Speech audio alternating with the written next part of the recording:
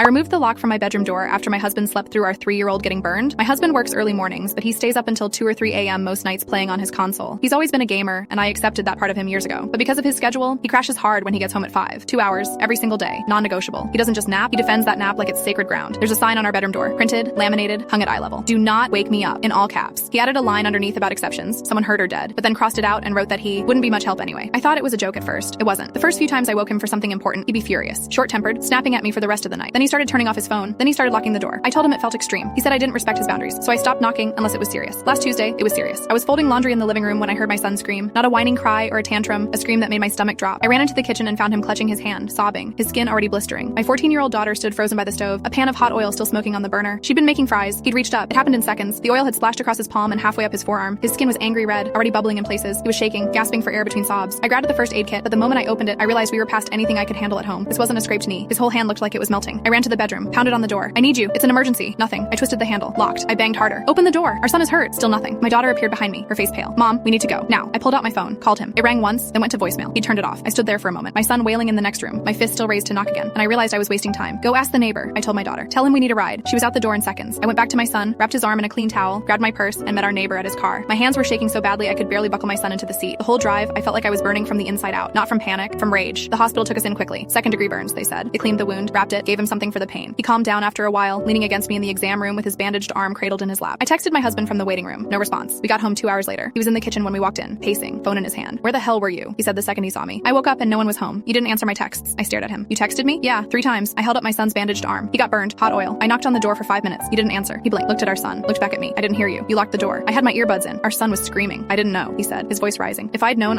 you wouldn't have heard anyway, I said. That's the problem. His jaw tightened. Don't put this on me. You're the one who left him unsupervised. If you'd been watching him, this wouldn't have happened. Something snapped. I turned around, walked into the bedroom, and grabbed the screwdriver from the junk drawer. What are you doing? He called after me. I didn't answer. I knelt by the door and started unscrewing the lock. My hands were steady now, focused. He appeared in the doorway. You can't just watch me. That's my space, he said. You have no right. I pulled the lock free and stood up, holding it in my hand. I had a family emergency, I said quietly, and I couldn't reach you because you locked yourself in a room and shut out the world. That's not a boundary. That's abandonment. His face went red. I need that lock. I need sleep. You don't understand what it's like. I don't care. He stared at me like I'd slapped him. You want peace and quiet? I said. You want uninterrupted sleep? Then don't have a family, because right now you're acting like you don't. He started arguing, called me controlling, said I was ruining his mental health, that I was being bossy, unfair, that he needed this. I walked past him and dropped the lock in the trash. He hasn't stopped complaining since, says I destroyed his sanctuary, that I'm causing him sleep deprivation, that I owe him an apology. I told him he can have the lock back when he explains to our son why daddy didn't come when he was hurt. He hasn't brought it up again.